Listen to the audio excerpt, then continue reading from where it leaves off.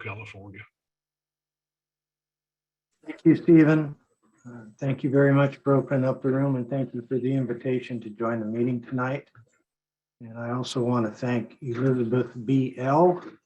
from Louisville, who I believe passed my contact information on to Mr. T. So thank you very much, Elizabeth. I'd like to welcome anyone who may be new.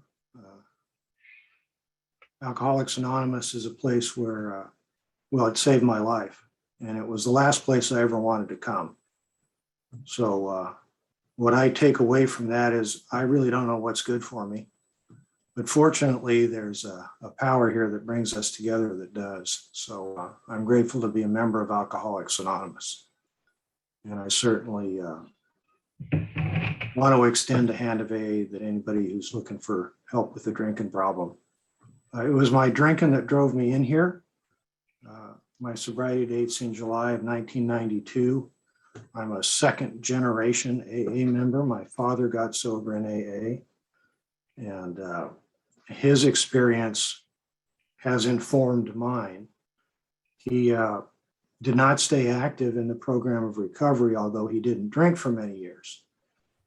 And what I saw in my father was someone who was very uncomfortable. He was prone to being angry. He was distant. He was somewhat moody. You never knew from moment to moment whether he was going to be okay or not. And eventually he started drinking again after well over 20 years of not drinking. And once he started drinking, he never was able to shut his drinking down again. So what I took from that is that alcoholism is very patient. It waited for him for well over 20 years, and it got him again. And I have a very healthy respect for that, because as an alcoholic, it really doesn't matter how long it's been since my last drink. I still don't have a defense against the next drink, absent a power greater than me. So I'm very grateful to be sober tonight, and very grateful to have gotten to AA. So I swore I was never going to be like my dad. I was never going to become alcoholic. I was never going to come to AA. He was the one who planted the seed. He told me that he had gotten sober in AA and had quit drinking. And that was about the extent of the conversation. There was a period of time because of, he started getting physically abusive with my mother, and she divorced him, where they were split up. And I remember, I think he went back to AA at that point, because I remember going to an Alano club here in Sacramento and meeting some of his friends. There was Jim F. and Jerry D. and Paul G. And I found out, in looking back on it, that these were also sober members of Alcoholics Anonymous. And I believe that he went back to AA during their separation. But once they got back together, his participation in the fellowship fell off. So at any rate, how do I know I'm alcoholic? Two real simple questions. Number one, did I ever try to quit drinking and found that I couldn't stay quit? And the answer to that is yes.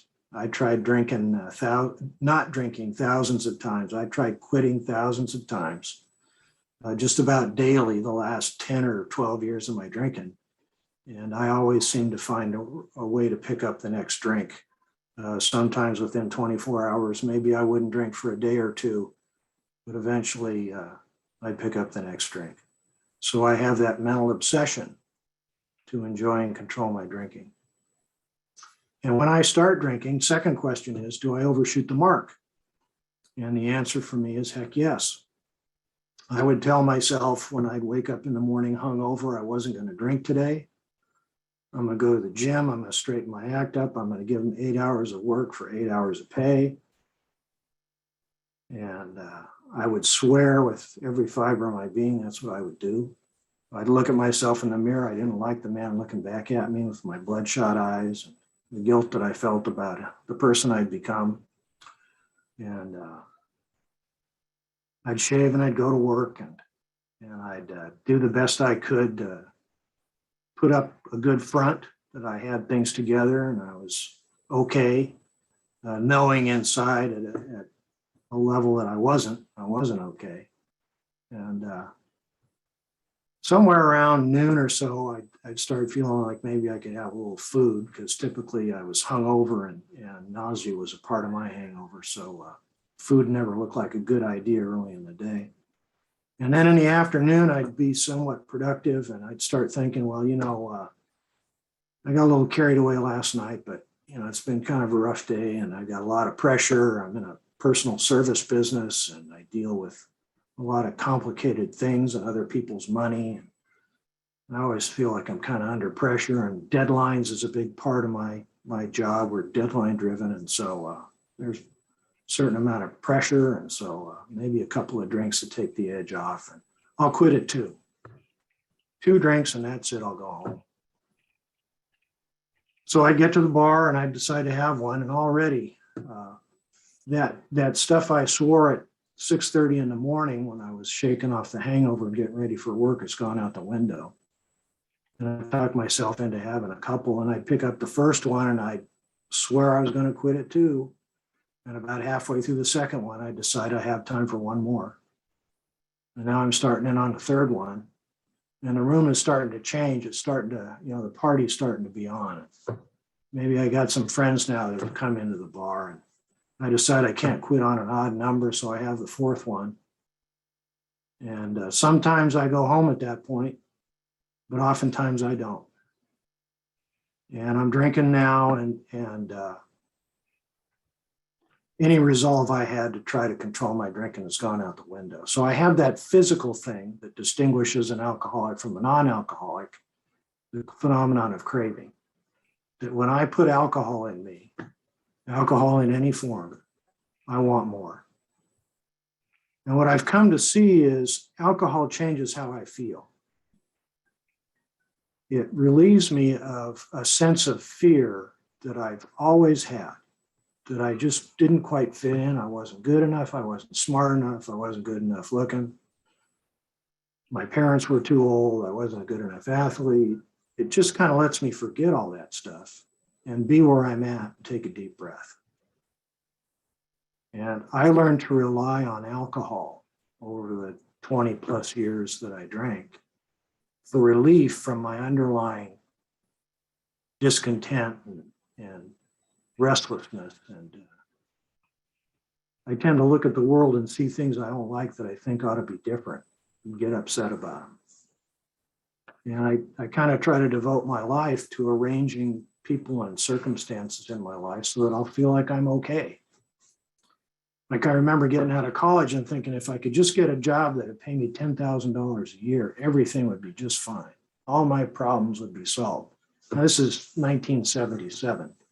And there's a recession going on, and I can't find a job. I end up selling backpacks for $3.25 an hour, which was minimum wage. So I can never quite get enough or have enough or be enough. And I've come to see that this restlessness that I suffer from, alcohol changes how I feel about it. The doctor's opinion is where I was pointed early in my sobriety by the people that came ahead of me. They pointed out the paragraph that says, when I'm sober, I'm restless and irritable and discontent, unless I can again feel that sense of ease and comfort that comes from taking a drink which I see other people taking with impunity.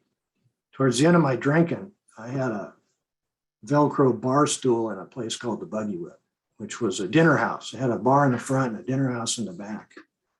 And it was a nice place. And I'd get there on a Friday afternoon around 5 o'clock or 5:30. And I'd start to watch the families come in. There'd be mom and dad and grandpa and a couple of kids. And they'd come in, and maybe the adults would stop at the bar and have a cocktail waiting for their table. And they'd go back and they'd have dinner. And I'd be sitting at the same bar stool when they came out after dinner an hour and a half later. And all I'd been doing is drinking. And they'd been enjoying a dinner and family. And I'd look at them and I think, man, how do you do that? Man, I wish I could do that. But I just couldn't get off the bar stool. Because when I start drinking, alcohol takes over.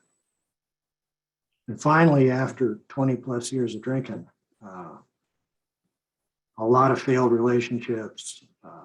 Fortunately, or perhaps unfortunately, I never had some of the legal problems that we have behind drinking and driving and getting DUIs. I never happened to get caught. It wasn't for lack of trying, that's for sure.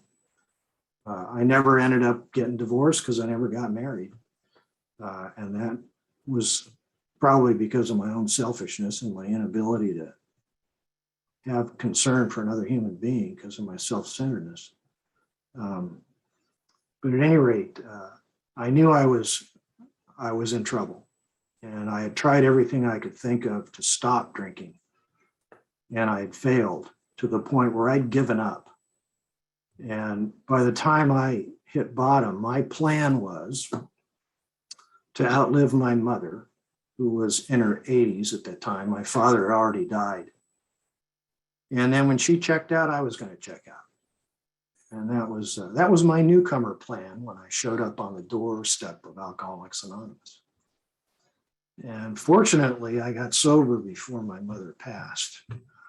But at any rate, I had to try everything I could think of to not come here before I could get here.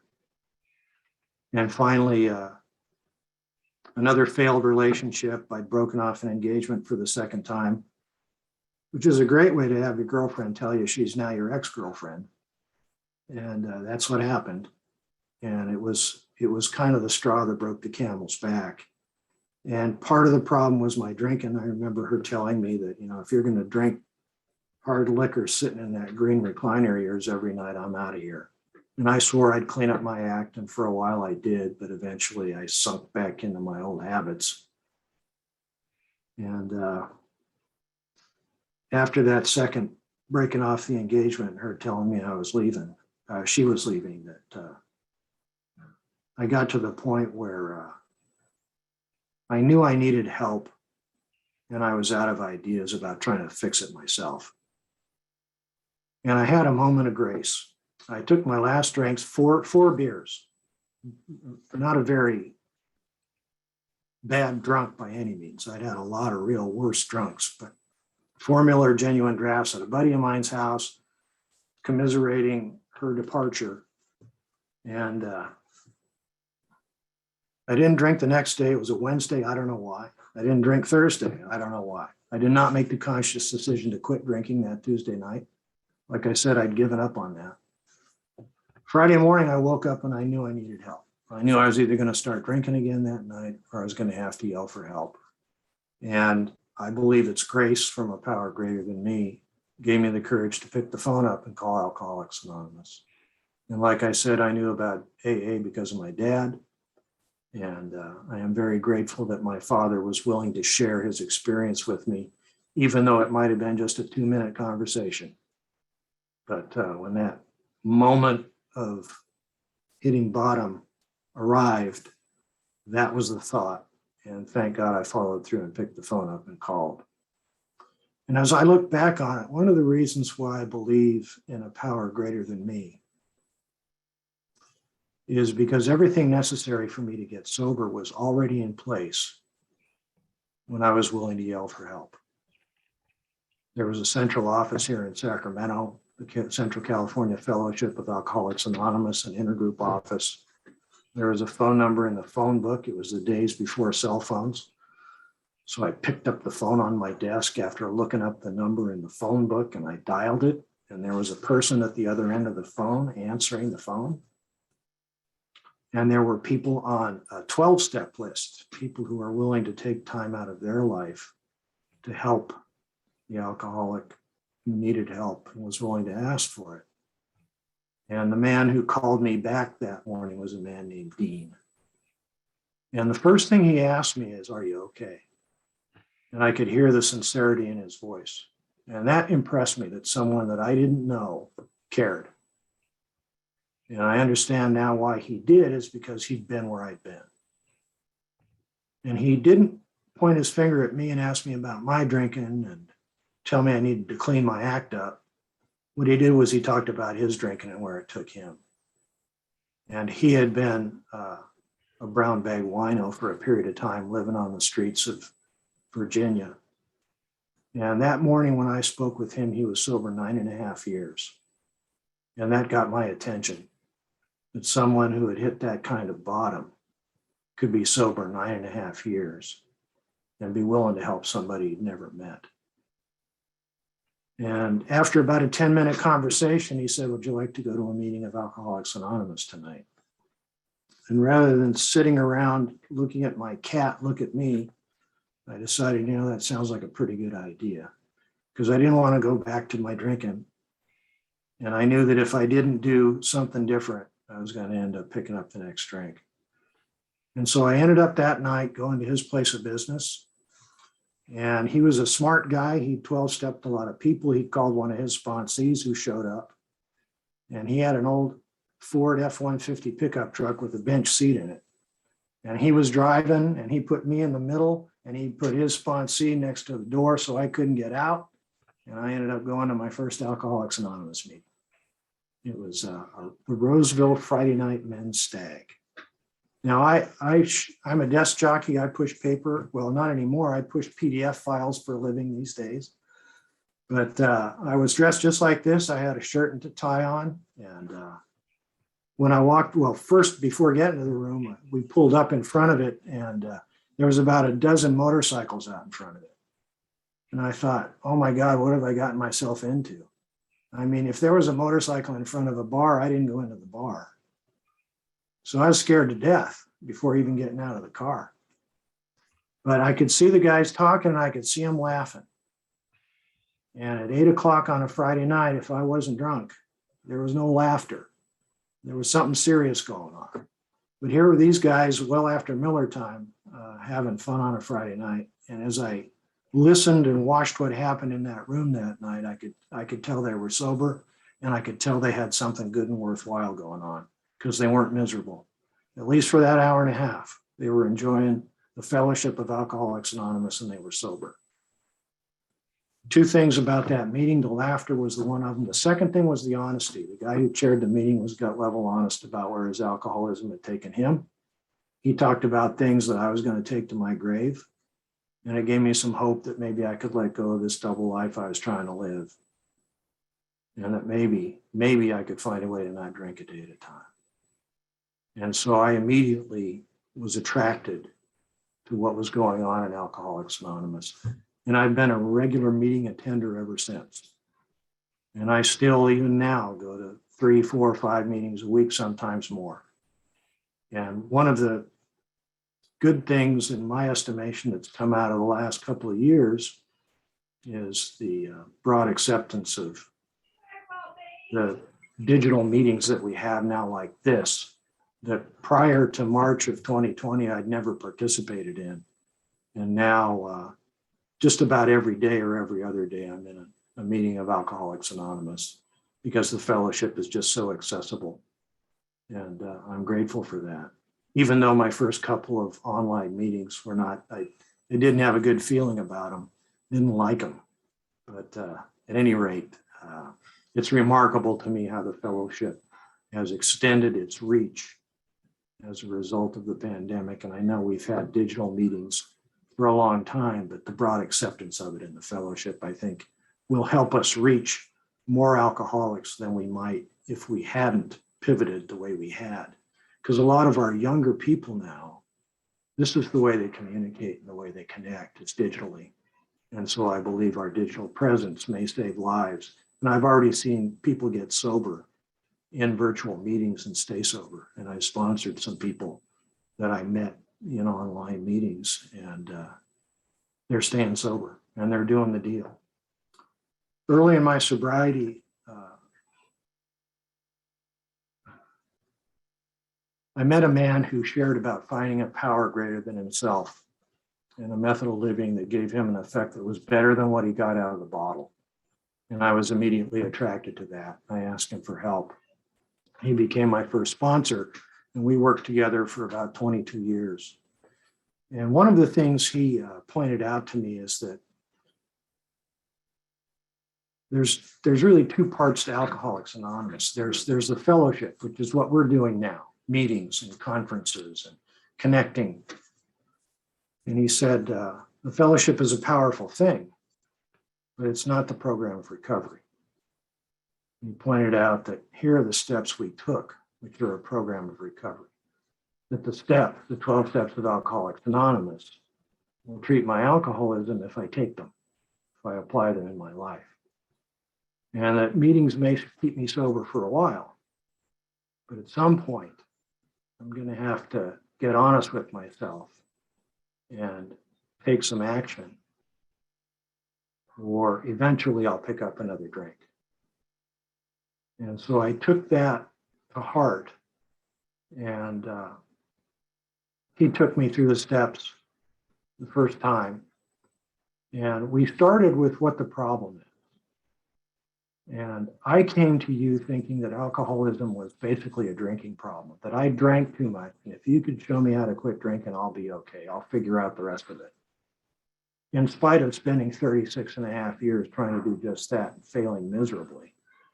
But I'm one who's not willing to give up without a fight if I can do it myself. So I started to listen, particularly to the men in a Wednesday night big book study, which became my first home group, the White Flag Men's Group. White Flag signifies surrender. And they talked about untreated alcoholism, apart from drinking. They talked about having problems with their wives or their coworkers. They talked about being afraid. They talked about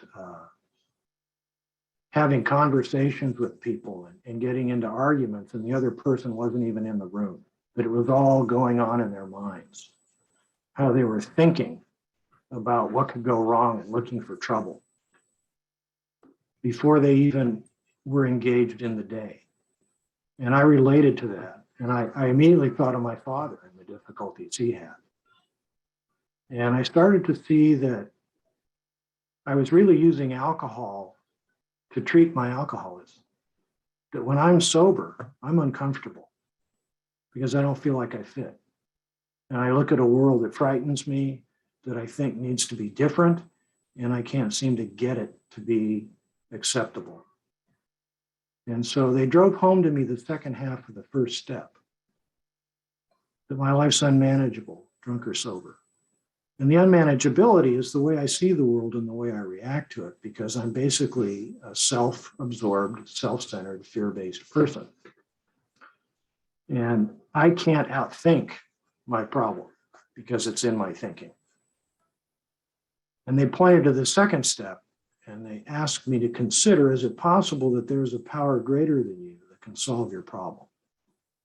Is it possible that there's something other than you that can help you to see the way things are and to be okay with them?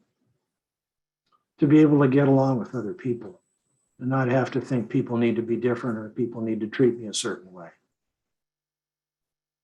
And so I started to open up to the idea that maybe I didn't have to figure it out and use self-will to try to solve my problem. And maybe just not drinking wasn't going to be enough to keep me sober long term. But maybe I needed, like it talks about in the doctor's opinion, a psychic change that'll rearrange my emotional nature and how I see the world in order to be able to stay sober. And so I started to go through the steps of Alcoholics Anonymous with this man and follow some direction, as well as reading our literature, which I still do every day. I read something out of the big book or the 12 and 12 every morning.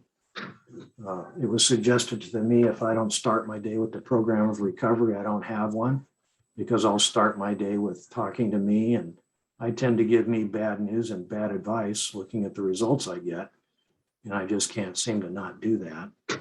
But I found that if I start to open up to a power greater than me and ask that power for help, that I have different results in my life.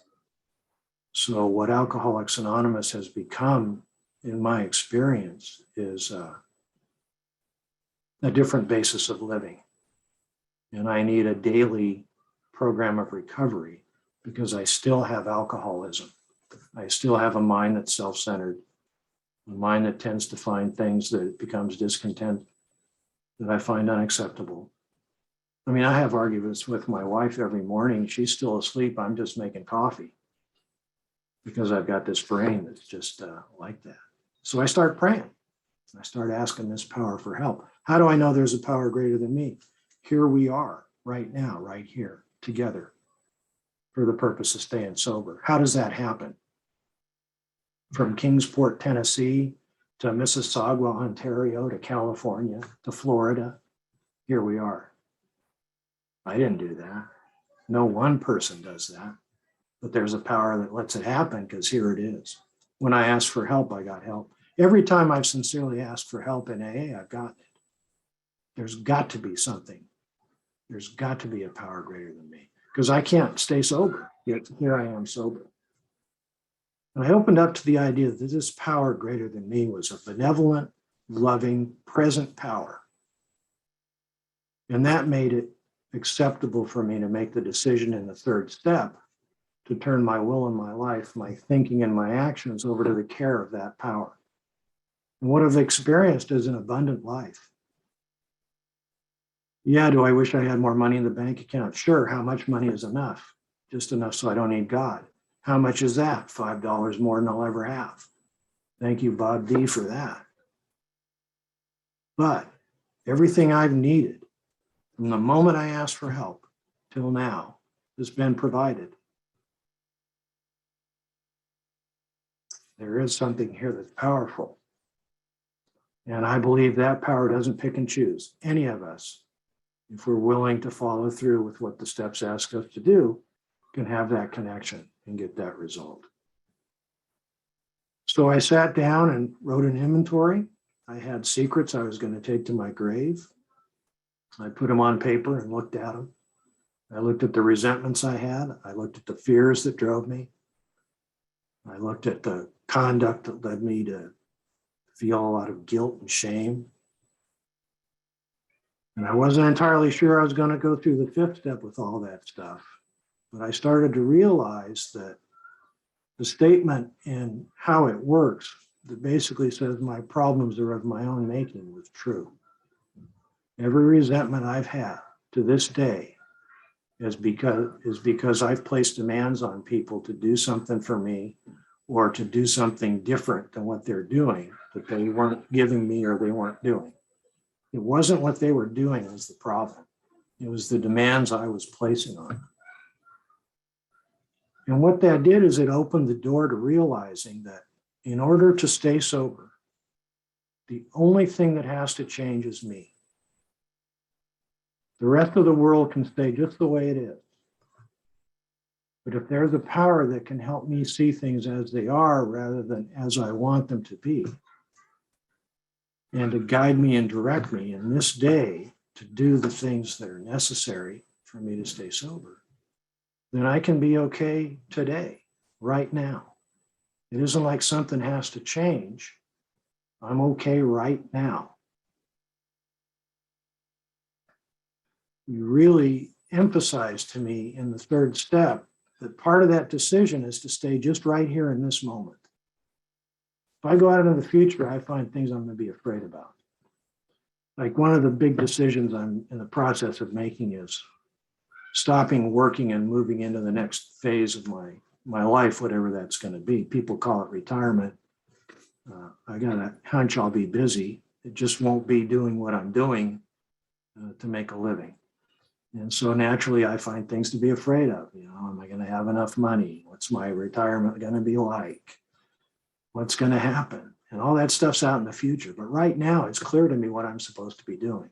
I'm supposed to be here trying to be honest, just share my experience with you and let the chips fall where they may. When I do that and stay right here, right now, I'm okay. I'm okay. And I can start to experience a connection that when I'm out in the future, I can't have. I can connect you when I'm here in the same place and time with you. A lot of times I'm sitting in a meeting and I'm physically here, but my mind is somewhere else. I'm thinking about some work deal, or I'm thinking about what I'm going to do on my next vacation, and I'm missing what's going on. I can't live like that and find contentment. I can't dwell on the past either. Now, the inventory and the amend steps have really helped me settle with my past. And a lot of the resentments that I've come to Alcoholics Anonymous with have been repaired and removed. A lot of the damaged relationships have been restored. When my mother passed, because of steps 8 and 9, There was no unfinished business between us. And I had felt a lot of guilt towards how I treated her. She was in her 80s when I got sober, and she needed my help. She was visually impaired. She didn't drive, and she needed me. And I wanted to be a good son. I've always wanted to be a good son. There's something in me that's always wanted to do the right thing. But I just sometimes couldn't get there. And sometimes when I got there, I just couldn't wait to be somewhere else. And I've regretted that. And the amends gave me a chance to be there for her when she needed me. And so when she passed, I knew there was no unfinished business between us. There wasn't any regret or remorse. And I also knew that she loved me unconditionally and I loved her unconditionally. There was nothing that she could do to change that or that I could do to change that. And when I considered that, I thought, what about an infinite, loving, higher power? If I could have that with a human, as damaged as I am, as imperfect, and my mother was a beautiful human being, what can this power, what more can happen? So it really helped to open my mind up. And I still pray for an open mind, because I have a tendency to get fixed ideas, and it cuts me off from my higher power. Through the first 5 steps, I become willing to let go of how I'm living. The way I see it, my problems and my defects of character, the things, pride, anger, greed, all those, the 7 deadly sins, they're all attached to me trying to satisfy my instincts. My agenda, my ego's agenda, is to get enough and be enough so that I don't need anybody else. That I can be entirely self-sufficient, call the shots, His Majesty the baby. That's what I want to be when I grow up. But unfortunately, I can't stay sober living like that. It violates spiritual principles. And so I become willing to have God remove my defects when I finish those first 5 steps sincerely. And then I humbly ask God to remove my shortcomings. And I start to look for what God would have me do. One of the most powerful questions I was given in Alcoholics Anonymous, and it comes from page 68 in the big book, is to ask God to remove my fear and then direct my attention to what he'd have me be. And I asked myself, God, what would you have me do right now in this moment? What would you have me do? And at the beginning of the day, I asked that, and I keep a notebook and a pencil, and I write down what I think God would have me do. And then when I open up my calendar, I put those things on my calendar, and I may not get them all done, but I do my best to do what I think God would have me do to help other people. Because otherwise, I get busy. And what I tend to do is pick up my own agenda again. And that squeezes me out of being useful to others, except perhaps as an example of what not to do. Because inevitably, the restlessness and irritability and discontent sets in. Each day I look at, is there harm I've done that I need to clean up? I try to practice the 10th step regularly, because I got an ego that comes back and feeds me ideas and gets ahead of me. And I end up off the beam, and I end up stepping on people's toes. And so I try to promptly admit that, clean up the wreckage I've created, and then move forward. And each day I start my day with some prayer and some reading, and then I try to keep that channel open. And I continue to pray throughout the day to ask God for help, particularly when I start to experience any resentment or any fear or any guilt, any dishonesty. And I found that there's a way of living here that works, because most days I don't think about drinking or not drinking. I'm not fighting the bottle. The bottle won. The first step tells me that, and it's the truth. But I haven't picked up a drink because a power greater than me has put a defense in my way. Now, if I walk away from the power, I'm left with me, and I've got no defense. But that power is reliable. The power isn't hit or miss. The power is present. And now, after doing these things, I can share my experience with others. I started doing that by taking meetings into jails and prisons in our area.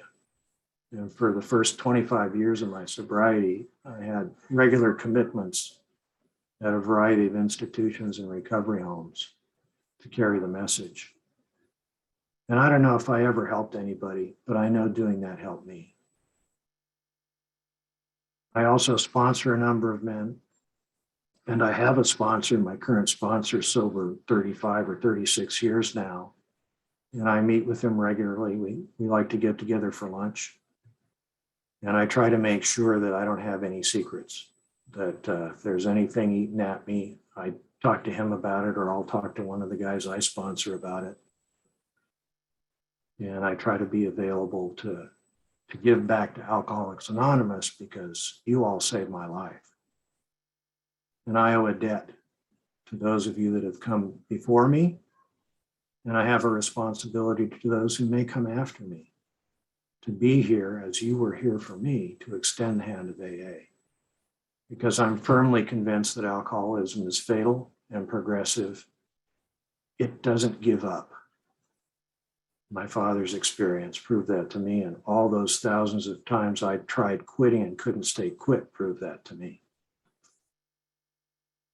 So I am very grateful to be sober. I met my wife here in AA, and she had a son from a previous marriage, and he was 14 when I met my wife and we started dating. And he was going through his Marilyn Manson phase, for those of you that know about the band Marilyn Manson. And it kind of went downhill from there. He was busy writing his chapter 3. And eventually he took a geographic to Colorado and got into some trouble with the law and ended up moving back. And one day in August, about 16 years ago, he called his mom and said, "Mom, would you take me to an AA meeting?" And I guess he'd had enough of the high price of low living. And what he told her was, later, after he'd gotten sober, and he's still sober, is that he saw what had changed in his mom's life, and he saw our relationship and how we were living. And there was attraction. And my wife never tried to convince him he needed to get help. She basically practiced her own program of recovery and let him take his walk to have the experience he needed to have to hit bottom and be willing to ask for help. And I know it's the hardest thing she had to do, because for a period of time he was homeless and she wasn't sure he was going to survive. And he got married. He met another member of the fellowship. And 5 years ago, they had 2 beautiful twins, a boy and a girl, who are here in the house. You may hear them squealing down the hallway in the background here, I'm not sure. Unfortunately, their mother has had difficulty staying sober. And what that has brought into our lives is alcoholism truly is a family disease. That my alcoholism doesn't stay neatly packaged in me, that I inflict it on the people around me. And seeing that happen in our family and seeing what's happened in the dynamics, my son and the mother of their children split up. And my son works full time and he's in graduate school. And so we've got the kids 6 days a week and a couple of nights, because our home is the safe, stable place for them to come and be. And my wife, being retired, has the time to go pick them up from school and take care of them and entertain them. And I do my best to support that. Some days are very difficult. I was never a father. And in a lot of ways, I'm a lot like my dad, who wasn't the most patient human being. And so there are times I have to walk away. But I ask a power greater than me, what should I do? And I try to do those things. And I've gotten to see the world through the eyes of 5-year-olds. And that's something I missed out. And it's been a beautiful experience watching them discover the world around them and the innocence. And I remember my granddaughter, her name is Maggie. When she first came home, we went to visit the kids and the grandkids, and their mom let me hold Maggie. I've got a picture of her on my chest. She fell asleep. And that was one of those life-changing moments. Those of you who are parents or grandparents, I'm sure, have experienced something like that, where all of a sudden a new world that you didn't know existed opens up. But for Alcoholics Anonymous, I'd have missed that. I'd have missed it all. So in the same way alcoholism is destructive and families are negatively impacted by it, recovery is positive and families can be uplifted. And my job is to bring the best me I can to my family by practicing the 12 steps of recovery in my life and staying out of my wife's program so that she can work with her sponsor and practice her steps, and stay out of my son's business unless he asks me, and just be the best me I can be in light of my relationship with my higher power. And that's worked. My ideas haven't. And so I ask God daily to open my mind up, to relieve me of the bondage of self, my old ideas and my crap, and to let me be present and see things as that power sees them and engage. I heard early on in Alcoholics Anonymous that alcoholics, I'm a taker by nature. I'm always looking at what am I going to get? What's in it for me? How do I get enough? How do I get more? But if I want to stay sober, I'm going to have to cross the line to being a giver. And the way I see it, that's what the 12-step asked me to do. Give back. Give back to AA, give back to my family, give back to my community. And I have tried my best over the years to do that. I've been involved in a professional society, and I've had a chance to serve in a lot of leadership positions. And I don't tell them this, but everything I do there, I learned here in AA by doing service positions in AA and trying to practice our traditions. The unity of the group coming first, the power of a group conscience, and the need to bring people into the decision-making and listen so that group conscience can form. The importance of having an open door, particularly in AA, because alcoholism doesn't discriminate. We can't afford to, because that alcoholic's life may depend on us being here and having the door open and sticking out our hand and welcoming them, regardless of their background, regardless of any circumstance or condition. And certainly I'm sensitive to people who are disruptive, but I also believe that our third tradition is just so important, as is our fifth tradition, that I talk about alcoholism. I used a lot of substances other than alcohol, but I used them for the same reason why I drank, to treat my alcoholism. Doesn't make me different. I'm a garden variety drunk because I got that physical allergy and I got that mental obsession. So my sincere hope is that each of you finds your own path here in AA. And if there's anybody that's new, there's a way out here. There's a way to a life where we can live sober a day at a time. And I very much appreciate the opportunity to be here with you tonight. Thank you, Stephen, and thanks to all of you for listening.